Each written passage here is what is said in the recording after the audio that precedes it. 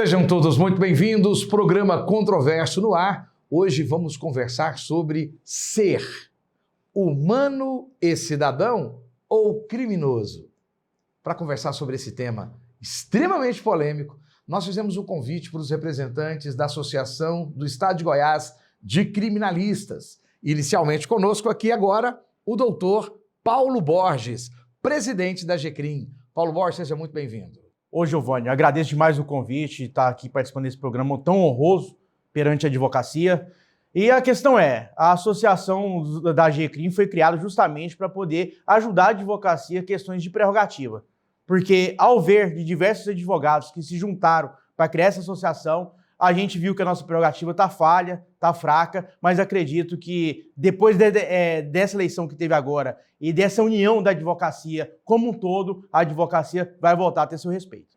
E o senhor iniciou esse trabalho da GCRIM em que ano, de que forma? Como é que foi essa construção? Para falar a verdade, aconteceu em 2017, onde por diversos lugares que eu passava no estado de Goiás, eu via a advocacia reclamando que estava sendo desrespeitada, tanto por servidores públicos do judiciário, da segurança pública, e eu acabei conversando com um, conversando com o outro, falei assim, a gente tem que se abraçar porque a advocacia precisa andar de mãos juntas, de mãos dadas, né, um com o outro, o advogado tem que ter união sim, justamente por causa desse pedido de união, a gente criou essa associação para poder combater as violações de prerrogativa que a advocacia criminal, em especial, vem sofrendo.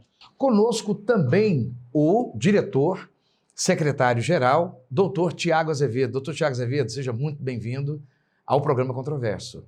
É um grande prazer estar aqui no seu programa, doutor Giovanni. Bom, eu agradeço aí pelo convite que foi externado por Vossa Excelência e sinto-me honrado em estar aqui hoje para estarmos batendo esse papo aí. Doutor Tiago, o doutor Paulo Borges, ele trouxe que, de uma forma muito incisiva, a necessidade de criar uma associação para poder dar representatividade, voz de representatividade ao advogado criminalista. É normal que as corporações se organizem. Eu iniciei minha vida profissional dentro do direito civil, mas no final dos anos 90, eu migrei para o direito do trabalho e me inscrevi na AGATRA, Associação Goiana de Advogados Trabalhistas, que tinham também essa mesma perspectiva, viabilizar o advogado. Pois bem, doutor Tiago Azevedo, quais são assim, os principais problemas que vocês perceberam ali em 2017 que esse advogado criminalista enfrenta para poder fazer a sua atuação? Ótima pergunta, doutor Giovanni. Bom, os principais problemas que nós já estamos percebendo como associação, mas também como instituição, como a Ordem dos Advogados do Brasil, é justamente essa violação das prerrogativas. E a prerrogativa, só para deixar bem claro para quem está nos assistindo, que a prerrogativa ela não é algo intrínseco ao advogado, mas ela é um direito da sociedade. Porque o advogado ele representa institucionalmente a cidadania, ele representa a sociedade para que se cumpra o que está dentro do artigo 133, que o advogado ele é essencial para que a justiça ela seja efetivamente exercida. Então, diante disso, nós verificamos que existem vários problemas que devem ser sanados, não deixamos de reconhecer que as demais instituições, elas possuem já os seus grupos já, e nós, como associação, então, resolvemos então estar fazendo um ajuntamento junto com quase 200 advogados que fazem hoje parte da nossa associação, para estar justamente fazer com que esse direito ele seja exercido e assim debatido juntamente com as demais instituições, doutor. Para o nosso telespectador que está nos acompanhando, é importante você ter ouvido essa palavra prerrogativas. A prerrogativa não é um direito do advogado, não. Né? E foi muito bem explicado aqui agora pelo doutor Tiago Azevedo. As prerrogativas são diversas determinações legais que regulam a liberdade com a qual o advogado ele vai atuar na defesa dos direitos daquele que ele representa. Então, o seu advogado, o advogado que você contrata para fazer a defesa, ele tem direito de ter acesso a processo, acesso a todos os lugares que vão ter algum tipo de gestão administrativa sobre os seus direitos. E muitas vezes o poder público, o poder autuante, o poder, ele tenta de alguma maneira reduzir esse acesso aos advogados. Hoje, o advogado criminalista, doutor Paulo Borges, quais são as principais prerrogativas desse advogado criminalista que o senhor percebe que tem sido atacada e aonde que a sociedade é prejudicada quando o advogado do cidadão não pode atuar? Para te falar a verdade, Giovanni, eles confundem prerrogativa com algum tipo de regalia. Que o advogado tem uma regalia, um privilégio, não. É uma lei federal que rege a prerrogativa do advogado, onde o advogado tem direito a acompanhar o procedimento de flagrante, acompanhar o inquérito, fazer perguntas, inclusive, no inquérito. Hoje em dia, no estado de Goiás, o advogado chega na sala de flagrante depois de estar acompanhando o seu cliente que foi preso lá em flagrante. O advogado chega lá na delegacia para pedir para o delegado acompanhar o procedimento, é negado ao advogado. Isso atrapalha a cidadania, porque naquele momento você está com o seu cliente, tem os familiares do seu cliente lá na porta da delegacia, preocupados para saber o que está acontecendo, e o advogado não consegue ter acesso, a não ser na hora que o preso vai ser interrogado. Talvez algumas pessoas que estão nos assistindo agora tenham uma visão de que a pessoa que é presa não tem direito nenhum. E é por isso que o nosso programa, ele questiona se esse ser humano e cidadão, ou se ele deixa de ser humano e cidadão para se transformar somente num criminoso. Eu acho que primeiro a gente precisa entender que o Estado brasileiro tem a presunção de inocência. É isso, doutor Thiago Azevedo? Sim, uma boa observação aqui realizada pelo doutor Giovanni. Não somente a questão da presunção de inocência, mas existe também o princípio da dignidade da pessoa humana, que isso já foi encartado e englobado dentro da nossa Constituição de 1988, e diante desse princípio que está regido, está encampado dentro do artigo 5º, nada mais legítimo e legal do que servir, né, para que o Judiciário, o Ministério Público e todas as instituições também, tanto a Polícia Civil, Polícia Militar, Polícia Federal, todos estejam ali se doando perante este princípio. Então, nós devemos aqui fazer uma grande separação. Toda pessoa que é presa é bandida. Já foi se provado por A mais B que não. E mesmo que ela seja considerada como culpada, ela tem só após o trânsito em julgado que isso vai acontecer. E mesmo que ela esteja condenada, nós devemos saber que ali existe um ser humano. Ali não é um bandido. E nós devemos começar a mudar a mentalidade das pessoas. Eu falo nós, porque nós, como operadores do direito, devemos passar isso para a sociedade de uma forma a qual a sociedade entenda. Existem, infelizmente, pessoas neófitas que, inclusive, encontram-se dentro do legislativo, do executivo e do próprio judiciário até, e que repassam uma ideia a qual toda pessoa que é presa é bandida. E bandido bom é bandido morto, né? E bandido bom é bandido morto. E aí, quando um ente da sua família, ou até mesmo a própria pessoa que estende essa opinião, ela se submete a um processo criminal, aí a coisa muda de figura. E é isso, doutor Giovanni, que a gente tem que mudar diante a sociedade, esse pensamento. Doutor, por que o senhor imagina que tem essa reação tão negativa com o processo criminal? Existe um pouco de desabafo social? As pessoas vivem com medo e aí na hora que vê uma pessoa sendo presa, já julgam que ele é bandido mesmo e que ele tem que sofrer? Bom, doutor Giovanni, olha, isso é algo que está já desde os primórdios. Se nós formos pegar desde Adão e Eva, já houve um pré-julgamento ali no primeiro homicídio que aconteceu, até Da própria Adão e Eva, pegando aqui uma parte bíblica aqui. Não, no caso de Adão e Eva, teve delação premiada. Teve uma delação premiada. Deus chega para Adão e fala: foi a mulher que tu me deste. A mulher que tu me deste. Aí chegou para Eva e Eva: não, a serpente me enganou. Ali a Orcrim. A Orcrim foi toda despedaçada ali. Exatamente. Mas isso é interessante, esse ponto, porque o ser humano, por si, por natureza, ele tem essa característica de apontar o dedo.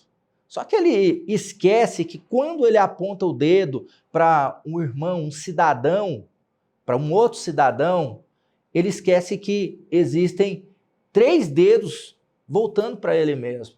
A gente tem que saber que um dia nós podemos estar lá no lugar daquele cidadão. Paulo, doutor Paulo, desculpa, gente, nós somos muito amigos, né? Eu conheço o Tiago já há uns 5, 6 anos, o doutor Paulo eu conheci há pouco tempo, então, desculpa até um pouco da liberdade. Doutor Paulo, o doutor Tiago, ele trouxe 2 questões que eu queria abordar com o senhor. Primeiro, ele disse que há pessoas neófitas, ou seja, pessoas que não têm, que são novatas na discussão, podem ter muita experiência em outros ramos, mas nessa discussão do direito criminal, direito penal, persecução criminal, execução penal, né, que é o encarceramento e assim por diante, ou não, né, o cumprimento de pena, que a pessoa é neófita, ou seja, ela não tem muita experiência e ela está ali, ou como gestor público, ou fazendo leis, ou até mesmo dentro do judiciário, como servidor público e assim por diante. Parece-me que o problema, então, não é só a discussão interna da Ordem dos Advogados. Parece que envolve uma série de outros componentes também. E o Estado? Como é que o senhor está percebendo o Estado em relação... O senhor disse, por exemplo, de certas dificuldades que tem nas delegacias do Estado de Goiás. É só no Estado de Goiás? Para te falar a verdade, Giovanni, o que acontece? Acusar, apontar o dedo, é muito mais fácil você fazer uma defesa, você se defender. Como o Estado de Goiás, eles estão tentando fazer a criminalização da advocacia criminal... Você percebe isso? Eu consigo perceber isso, por quê? O senhor concorda, doutor Tiago Azevedo? Eu concordo, não só o Estado de Goiás, eu até estendo a outros estados também. Sim, existem alguns estados que realmente também está tendo essa criminalização da advocacia criminal, mas aqui no Estado de Goiás a gente consegue perceber que 80% dos advogados criminais estão sofrendo justamente por causa disso. Porque o Estado está colocando a entender para os seus servidores ou para pessoas simpatizantes desses servidores que o advogado criminal está ali para defender um bandido. O advogado criminal está lá para defender direitos fundamentais individuais de cada um. Independente dele ser culpado ou inocente, o advogado defende direitos. Isso que é o essencial da advocacia.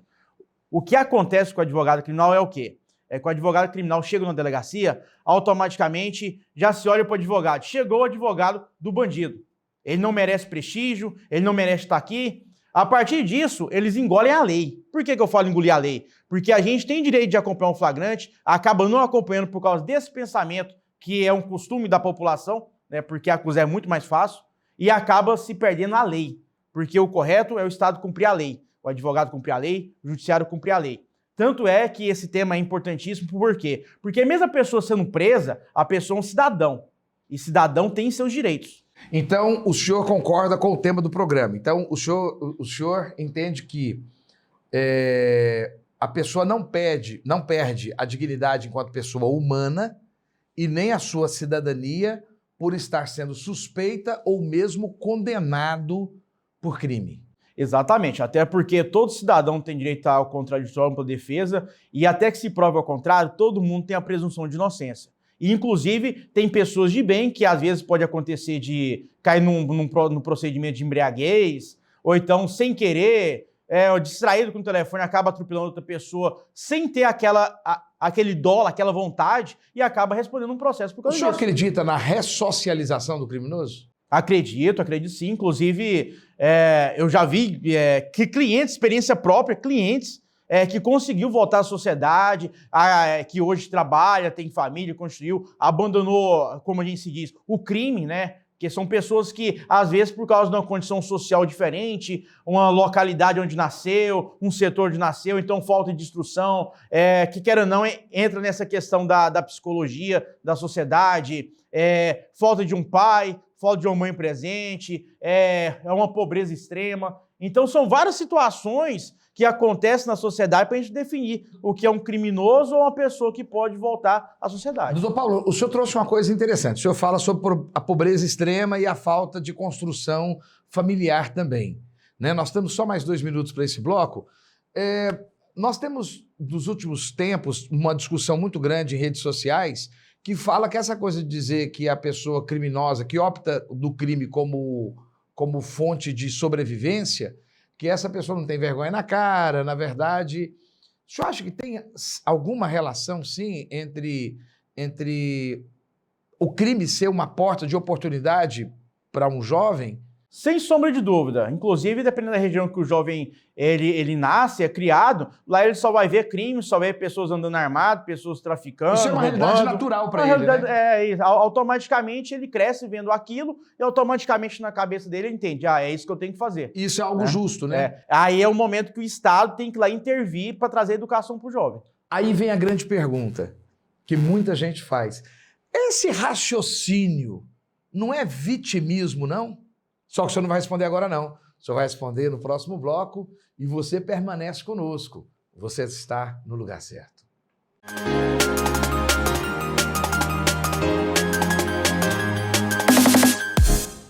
Superamos as dificuldades com sabedoria e força. A realidade de uma nova Goiânia está nascendo. Uma cidade que vibra, que pulsa.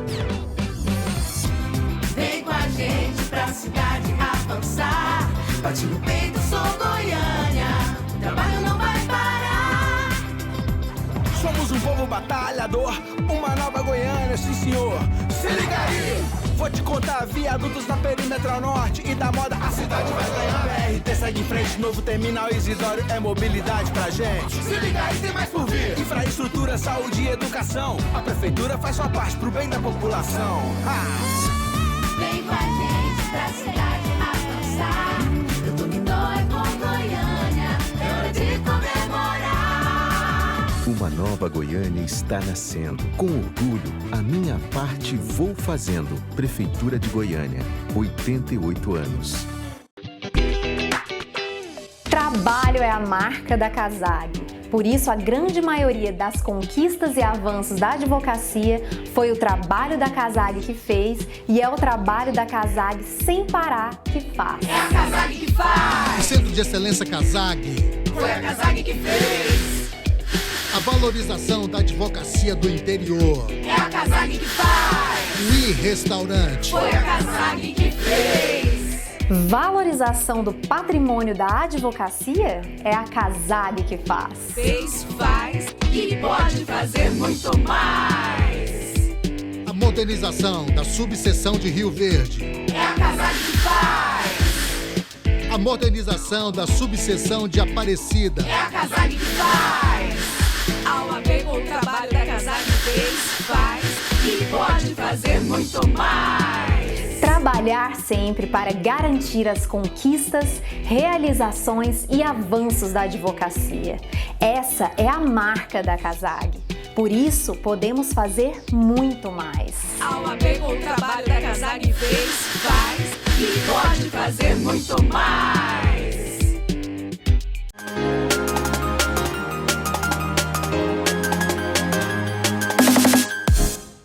De volta ao programa Controverso, hoje com o tema Ser Humano e Cidadão ou Criminoso. Estamos conversando aqui com os diretores da AGCRIM, Associação do Estado de Goiás de Criminalistas, e o presidente Paulo Borges está com a palavra. Presidente, nós estávamos conversando sobre questões sociais que fazem para aquele jovem, aquela criança, aquele adolescente das comunidades periféricas e muitas vezes miseráveis, eles têm como referência o crime como algo normal, como algo extremamente comum e que ele acaba adotando aquilo como uma perspectiva de vida, uma probabilidade, inclusive imaginando também correr os riscos.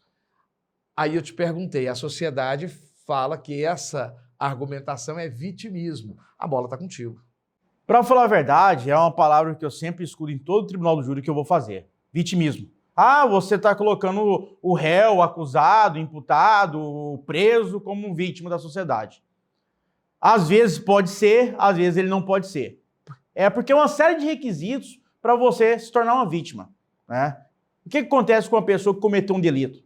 A gente for puxar o passado dele, toda o estudo dele, a criação dele, aonde ele viveu, qual setor, como foi isso, aquilo, alguns têm desvio de caráter, sem sombra de dúvida, mas a gente já conseguiu demonstrar que 80% da população que está presa é negro, 80% da população que está preso carcerária são pessoas humildes, sem condições financeiras, pessoas sem estudo, sem ter sequer ido numa escola, e não adianta. E também 80% são pessoas que não têm um anseio familiar, não tem uma mãe presente, não tem um pai presente, às vezes nem sequer o pai tem, só tem a mãe. E a mãe tem que trabalhar e quem acaba criando essa criança é o mundo, é os amigos próximos, é as pessoas que ele vai conhecer, que às vezes no local onde ele está, só tem pessoas de má índole. E isso acaba levando ao critério dele, né? Paulo, ou doutor, eu conheci uma pessoa que conseguiu virar o ministro da Justiça, conheci uma pessoa que virou juiz, conheci uma pessoa que virou advogado, conheci uma pessoa que virou enfermeiro. Perfeito. Isso tudo depende também da criação, porque mesmo você estando naquele local que é um submundo diferente do que a sociedade quer como exemplo para poder você crescer na vida, a pessoa tem uma mãe que chegou junto, que brigou, que bateu, né, que obrigou aquela pessoa a ter um comportamento dentro da normalidade, né? Mas muitas das vezes hoje a população carcerária é focada nisso, no vitimismo da sociedade. São negros, são pessoas pobres, sem escolaridade, né? Eu penso que você declarar que uma pessoa é vítima da sociedade, utilizando esse termo como um deboche para esse preso, ou essa pessoa que acabou de cometer um crime, a gente não sabe qual, né? Eu acredito que a gente tem que pensar no lado humano, no lado humanitário de uma cadeia. Porque hoje o preso está numa cadeia que praticamente é um lixo, é destruída, a alimentação é horrível, e garanto para você que ninguém quer ficar preso, justamente porque sabe que lá vai sofrer muito mais do que se a pessoa tivesse estudado, tivesse se esforçado mais. Isso é tudo culpa, ao meu ver, do governo que tinha que disponibilizar essa questão social. Mas como não disponibiliza, aí acontece isso. Doutor Thiago, eu estava acompanhando o senhor nas suas redes sociais recentemente, o senhor estava, quase todos os dias, o senhor estava se dirigindo para o sistema prisional, né? Quase todos os dias. O doutor Paulo Borges acabou de colocar aqui que há um abandono das comunidades. Esse abandono, ele continua quando vai cumprir pena? Olha, boa pergunta. Não, se o senhor concorda que existe esse abandono, né? Se o senhor concorda primeiro com o doutor Paulo Borges, e se o senhor acha, se o senhor concorda, se o senhor acha que esse abandono continua no sistema prisional. De forma parcial, concordo com o meu colega, doutor Paulo Borges, respeito meu colega aqui de bancada, acredito que isso já é algo histórico no Brasil, não é algo que vieram de governos recentes, de 20 anos, de 30 anos, mas isso é algo histórico. E nós devemos ter muito mais ciência que o Brasil hoje ele possui condições, sim, para estar dando o apoio necessário para esses jovens carentes, apoio este que pode levá-los a um outro caminho. Reduzindo para que a criminalidade não seja uma opção de vida, é isso? Exatamente, reduzindo a porcentagem desses jovens que hoje se encontram em regiões mais carentes, para que os mesmos eles não enveredem para o lado do crime, mas sim que eles venham estar participando ativamente da sociedade, com um emprego lícito, participando, contribuindo para com a sociedade de alguma forma, sendo um professor, sendo um juiz, sendo um advogado, sendo até um gari, porque cada pessoa hoje, ela possui um papel importante na sociedade. E só para destacar, tá, doutor, muitas pessoas colocam até essas profissões aqui, que eu falei, por exemplo, a pessoa ser gari, a pessoa ser pedreiro, olha, não é porque elas são chamadas, inclusive, de subprofissões, mas eu já conheci já muito pedreiro, muito vidraceiro, muitas dessas profissões que colocam como subempregos, que ganham muito mais até do que advogados que estão aí no mercado. Então, não são subprofissões, mas a pessoa está ali exercendo uma profissão o qual ela está contribuindo com a sociedade. Então, eu tenho uma opinião que é uma questão histórica e não somente uma questão de culpa eventual do governo. Então, existe uma questão histórica ou existe um abandono da estrutura governamental brasileira e como que isso reflete no sistema prisional? O senhor tem... Como é que são essas instalações e como é que é o advogado criminalista exercendo o seu munus, o seu trabalho ali naquela localidade? Aí nós vamos passar aí para outra parte aí, doutor Giovanni, porque é o seguinte, o reflexo de uma cadeia é o reflexo de um país. E hoje nós vemos que as cadeias brasileiras, elas estão totalmente defasadas, infelizmente, no que tange à alimentação, no que tange às instalações. Posso falar aqui pelo estado de Goiás que as nossas cadeias estão abandonadas, infelizmente. Até para o próprio advogado, você estar presente ali para atender o seu cliente é algo muito difícil, porque os parlatórios praticamente são inexistentes. Nós não possuímos... Explica para o nosso cliente, para o nosso telespectador e o nosso internauta, o que é o parlatório. Sim, o parlatório é justamente o local, deveria pelo menos ser, né, aqui no estado de Goiás, o local adequado para que você tenha acesso à comunicação com o seu cliente. Na maioria hoje dos estados que eu viajo, eu posso dizer para vocês que as conversas elas são realizadas de forma telepresencial, uma adaptação realizada depois do período pandêmico que nós passamos. Contudo, eu falo especificamente aqui no Complexo Prisional de Aparecida, porque em outras cadeias públicas que existem no estado de Goiás, isso já é feito. Mas aqui no Complexo Prisional de Aparecida já poderia ter sido feito há muito tempo. Inclusive, eu vi um grande exemplo que poderia ser usado aqui em Goiás, onde, por exemplo, eu fui até a cadeia de Ituiutaba há umas 3 semanas atrás, e lá, em parceria entre... Minas Gerais. Minas Gerais, Ituiutaba, Minas Gerais. A cadeia é muito bem feita. Perto de Itumbiara. Perto de Itumbiara. E a cadeia é muito bem construída. Os 4 parlatórios foram construídos juntamente com a sala da OAB, que tem café, tem uma secretária à disposição. Entra pela sala da OAB e de lá ele... E já é acoplado junto aos 4 parlatórios. Nós temos sala da OAB nos presídios goianos? Depende, por exemplo, vamos falar aqui do complexo prisional aqui de Aparecida. A sala da OAB que hoje, teoricamente, deveria existir lá, por exemplo, na CPP, ela está fechada, ela não existe. O que existe é um container do lado da central de triagem, ali, aqui no complexo prisional de Aparecida. Mas sala da OAB e também parlatórios praticamente são inexistentes. E um grande problema também, doutor Giovanni, que nós advogados enfrentamos, e volto a dizer, é um direito seu, sociedade, não é um direito nosso como advogado, mas um grande problema que nós hoje enfrentamos é justamente a questão de você não poder falar diretamente com o cliente a qualquer hora que você quiser, sendo que dentro do próprio Estatuto da Ordem dos Advogados do Brasil está lá que o advogado não precisa pedir benção para nenhuma instituição para entrar dentro de um presídio.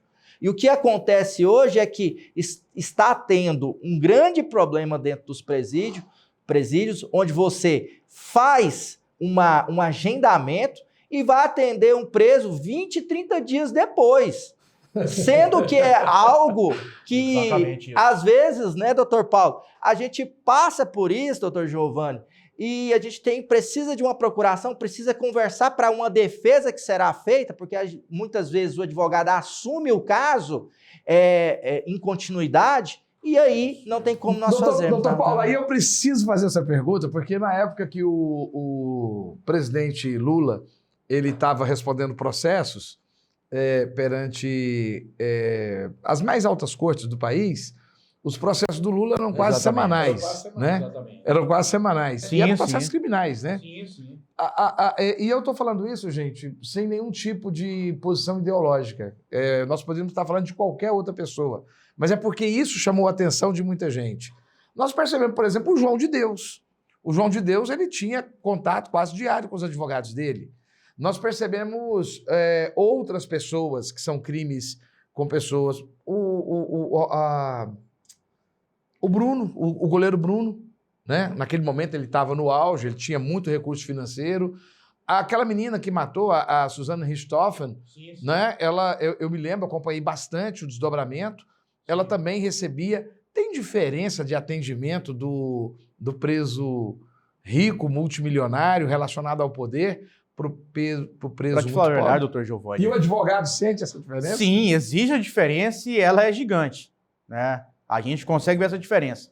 Só que esses casos todos aconteceram um pouco antes da Covid, né? Esse período pandêmico que a gente viveu. Mas o que acontece? Realmente, quando se pega um cliente de alto poder aquisitivo, o tratamento dele é totalmente diferente. Tanto pelo sistema prisional do Brasil todo, não vou falar só do estado de Goiás, mas do Brasil todo, esse tratamento é diferenciado sim. O advogado que trabalha só com o cliente multimilionário, o cliente muito rico, ele também é tratado de maneira privilegiada pelo Estado?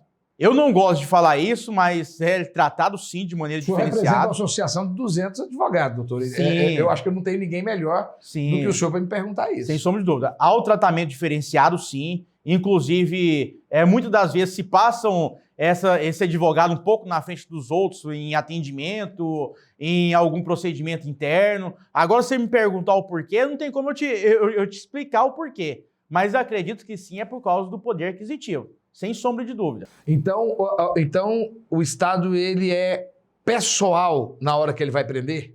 É igual você falou referente aos processos do Lula. Eu acredito que a corte se fechou só para julgar o procedimento do Lula.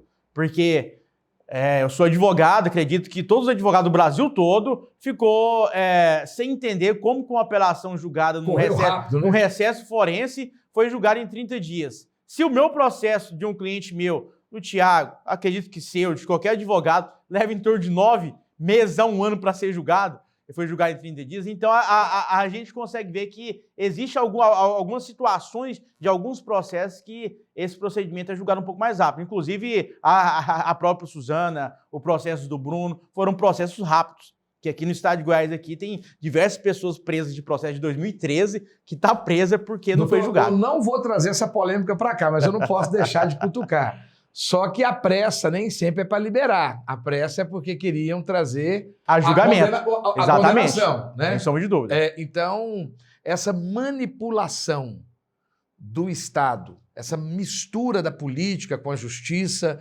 essa mistura, essa falta de atenção do Poder Legislativo, é isso que mais prejudica o advogado criminalista? Isso prejudica totalmente o advogado criminalista, porque o advogado está lá esperando o seu cliente ser julgado, o seu procedimento andar, aí só porque uma pessoa de poder alto aquisitivo foi presa, precisa acelerar aquele processo. Acredito por questão, e às vezes de culpa do Estado, pode ser sim, ou então às vezes porque pessoas que estão trabalhando lá naquele processo acham mais interessante mexer naquele processo de uma pessoa que é famosa, aí acaba agilizando esse processo. E a gente esquecendo dos 80% dos negros, dos pobres, das pessoas sem instrução e escolaridade, lá presos. Mas eu quero aqui só adentrar aqui. Nós devemos também aqui entender que existe não somente o direito da pessoa que está sendo acusada, Mas, Não só daquele que é suspeito de crime. sim, aquele que está suspeito de crime, mas nós devemos aqui também salientar que o advogado ele não somente trabalha para o acusado, mas ele também trabalha para a vítima também. Diuturnamente, somos contratados para fazer assistências de acusação, e dentro da assistência de acusação, nós vamos trabalhar para quem? Vamos trabalhar justamente para a vítima. E o que ocorre? Mas a vítima precisa de advogado, doutor Tiago? Teoricamente, não precisa de advogado, mas, pois tem o Ministério Público que ali faz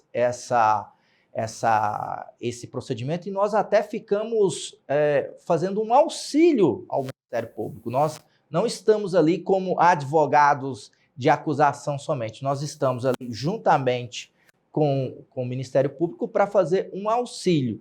E aí eu vou entrar aqui num tema que eu acho muito importante, porque hoje, se você for julgar muitas vezes a vítima, muitas vezes se usa para se aplacar a vítima a culpa de um crime. E hoje nós... Que a vítima foi responsável pelo crime que ela sofreu. Exatamente, doutor Giovanni. E isso aqui tem que ser um assunto bem debatido também. Por quê? Porque existem hoje controles legislativos que estão sendo criados justamente para estar aproveitando ao quê? Existem 3 tipos de vitimização por parte da vítima.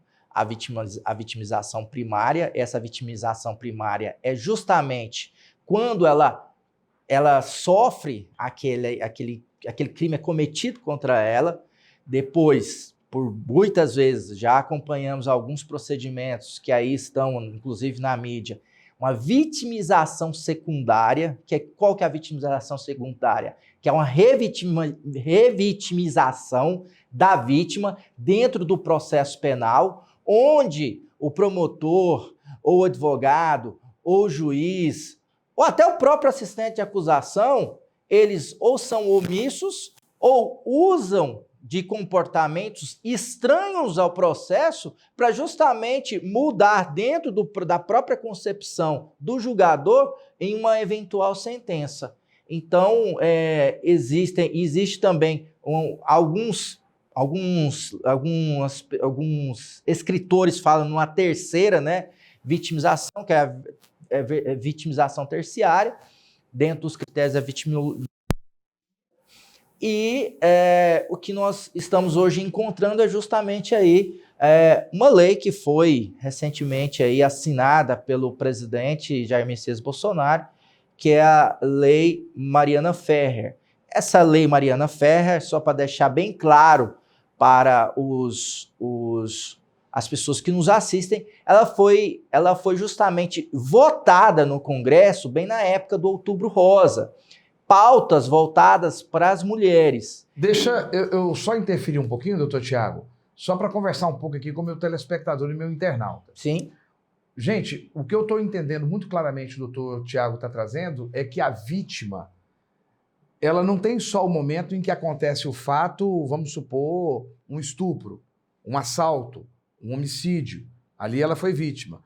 Mas na hora que ela vai buscar os direitos dela, muitas vezes acontece de que o processo para que se busque o seu direito, que encontre o acusador, né, que encontre o acusado, aliás, muitas vezes há uma outra agressão a essa pessoa. Não é isso? Exato. Há uma outra agressão. E a terceira questão que o doutor Tiago está trazendo é que essa mesma vítima passa pelo evento criminoso que ela foi submetida, depois para provar esse evento criminoso, todo o processo, e o terceiro no momento do julgamento, onde muitas vezes querem colocar sobre a vítima participação no crime, que ela comprometeu. Isso parece uma coisa bem, me parece em questão a mulher, né?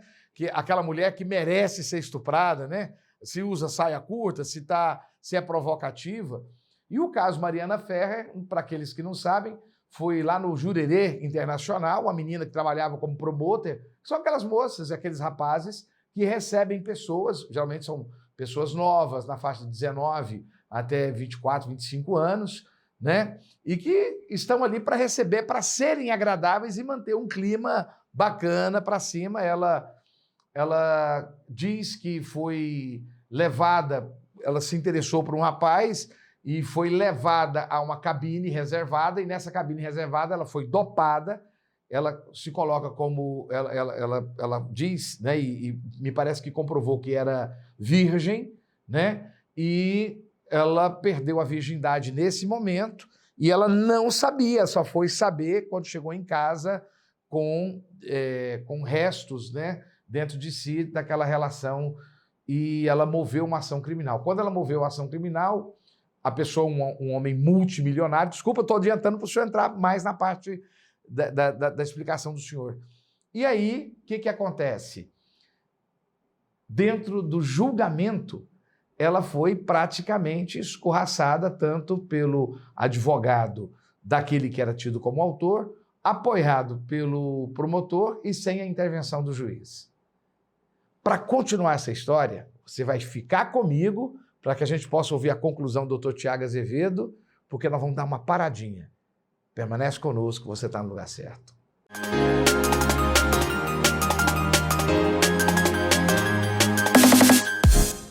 Superamos as dificuldades com sabedoria e força. A realidade de uma nova Goiânia está nascendo. Uma cidade que vibra, que pulsa.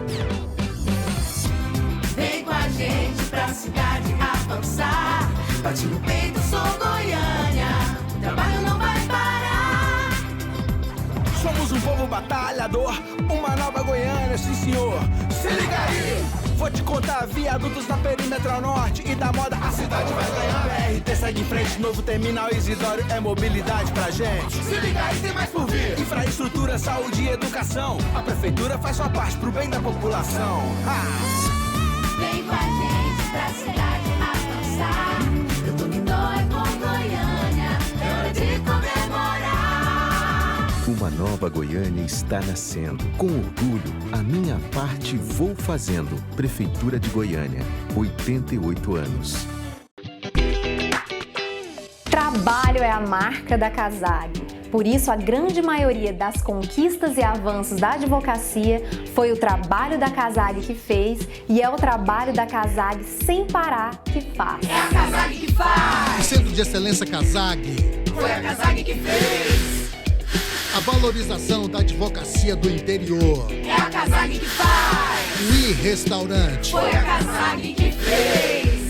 Valorização do patrimônio da advocacia é a CASAG que faz. Fez, faz e pode fazer muito mais.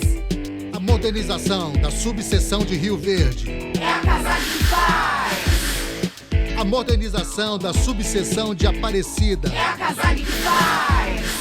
A OAB com o trabalho da CASAG fez, faz e pode fazer muito mais. Trabalhar sempre para garantir as conquistas, realizações e avanços da advocacia. Essa é a marca da CASAG.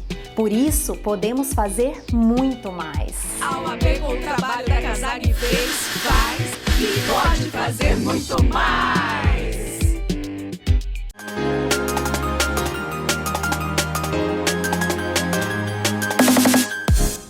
De volta ao programa Controverso, com o nosso tema Ser Humano e Cidadão ou Criminoso.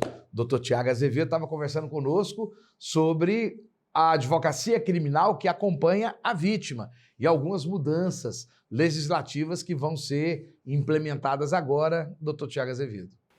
Exatamente. Lei Mariana Ferrer, né? Isso. Bom, a lei já está sancionada, já está valendo. Mudou alguns aspectos no que tange a Lei Maria da Penha, alguns aspectos também dentro do próprio processo penal em si, do rito ordinário, rito sumaríssimo, e também dentro do próprio júri também, isso veio também a se aproveitar.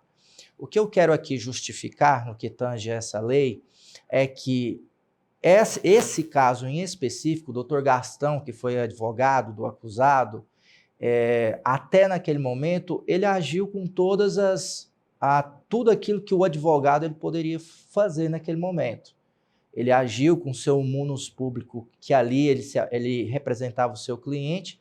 Contudo, eu não concordo com o advogado no que tange a ele atacar justamente a questão pessoal da vítima. Contudo, nunca houve nada de forma dentro da lei que vedasse o advogado a fazer isso.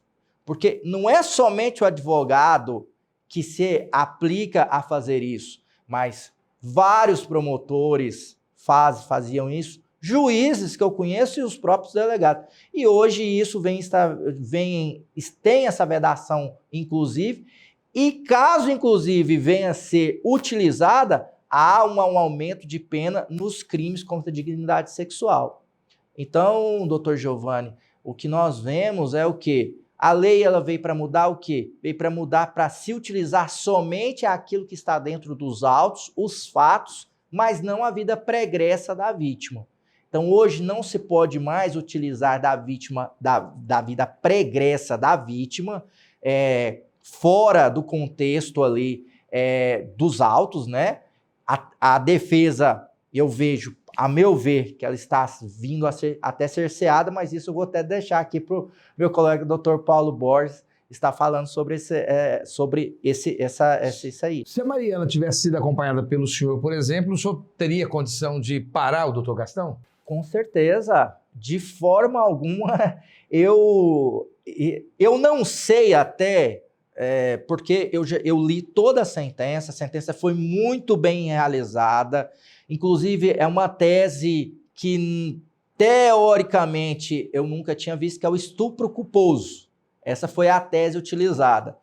Mas toda a sentença ela foi baseada com base nas testemunhas, no depoimento das testemunhas de acusação. Não foi das testemunhas de defesa, mas sim das testemunhas arroladas pelo próprio Ministério Público. E só um detalhe, doutor.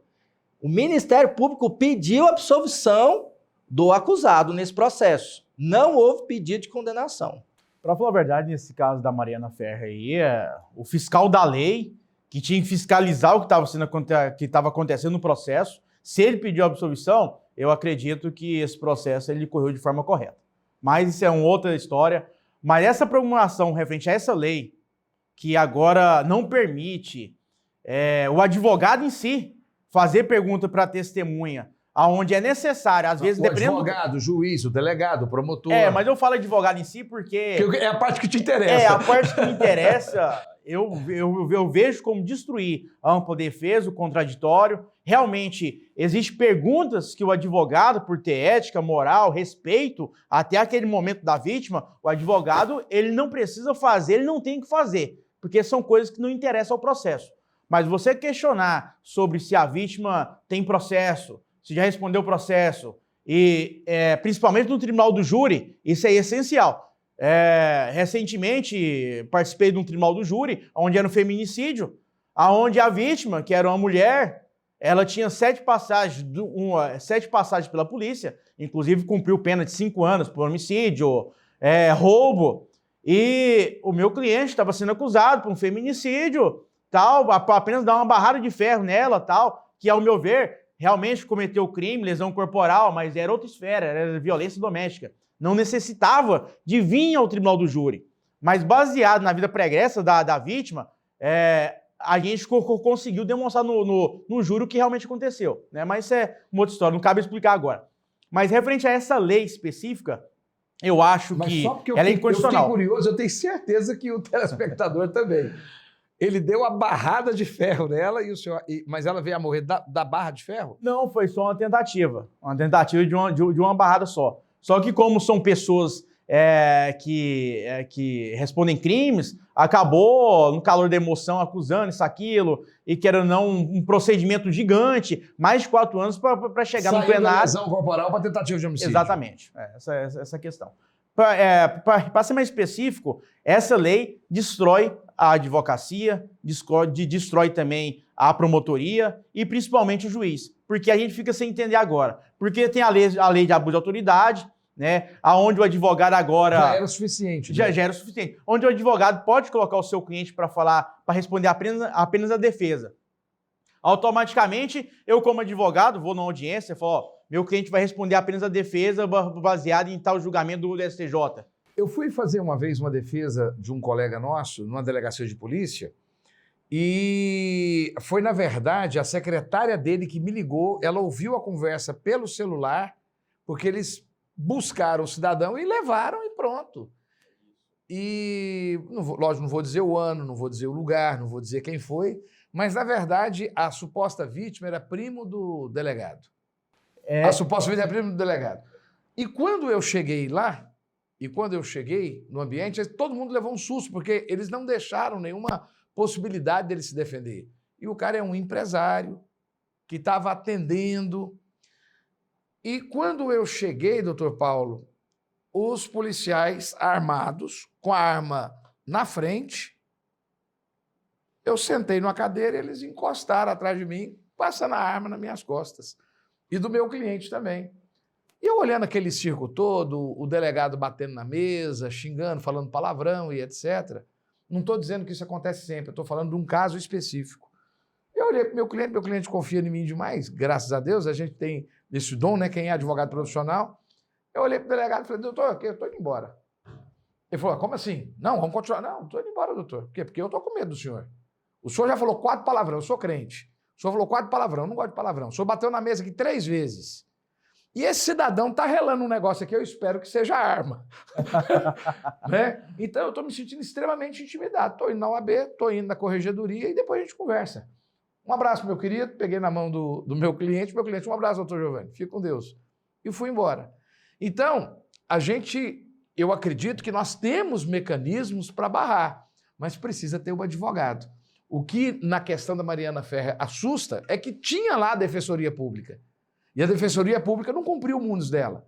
Tinha o promotor de justiça. O promotor de justiça deveria ter parado, se por acaso o doutor Gastão, que é advogado do réu, ele estava ultrapassando, ele deveria ter informado. Eu já parei em audiência para dizer para o juiz, por exemplo, que ele estava sendo grosseiro com o colega advogado.